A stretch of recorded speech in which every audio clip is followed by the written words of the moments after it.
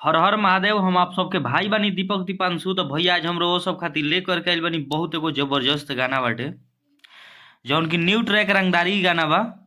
तर्ज बा पुलिस करता तलाशी ए जान 2025 नया कंपोजिशन बाटे।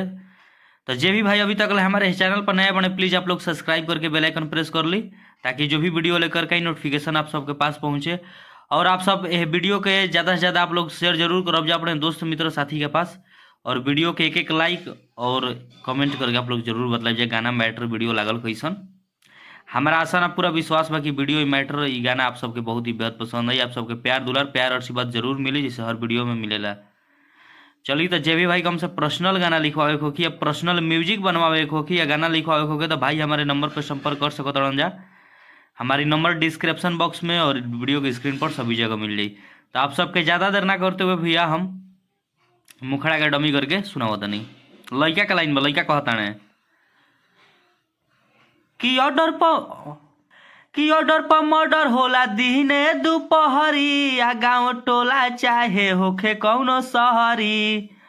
कि ऑर्डर पर मर्डर होला दिने दोपहरी, आ गाँव टोला चाहे होखे कौनो शहरी।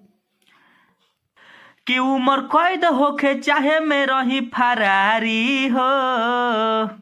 तो लड़की कहताड़ी बहुत जबरदस्त लाइन में, प्यारा सा लाइन बा कि आवता पुलिस रोज दुआरी, ए जान अब छोड़ रंगदारी हो। देव इज्जतियों का गाड़ी, ए जान अब छोड़ रंगदारी हो। तो चलिए वो सबके फर्स्ट अंतरा की ओर लेकर के चलते नहीं।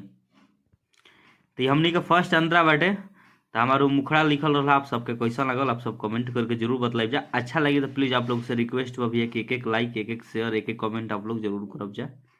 आप सबके बतावे के बा कि हाँ गाना मैटर लागल कैसन।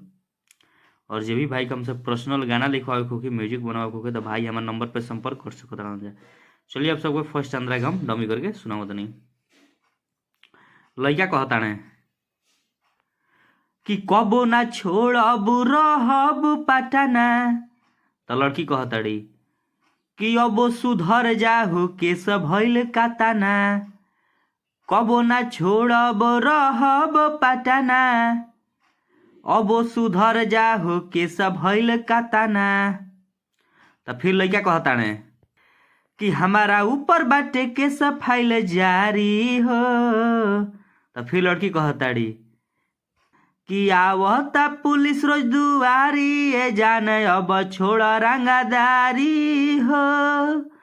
आ देव इज्जतिया का गाड़ी, ए जान अब छोड़ रंगदारी हो।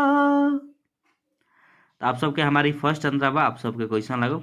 अच्छा लगी तो प्लीज़ आप लोग शेयर सपोर्ट जरूर करब जा अपने भाई दीपक दीपांशु का और चैनल के। चलिए तो भैया आप सबके नेक्स्ट सॉन्ग के लिए टाटा बाय बाय। जय हिंद जय भारत जय हो भोजपुरिया समाज जय हो माँ सरस्वती।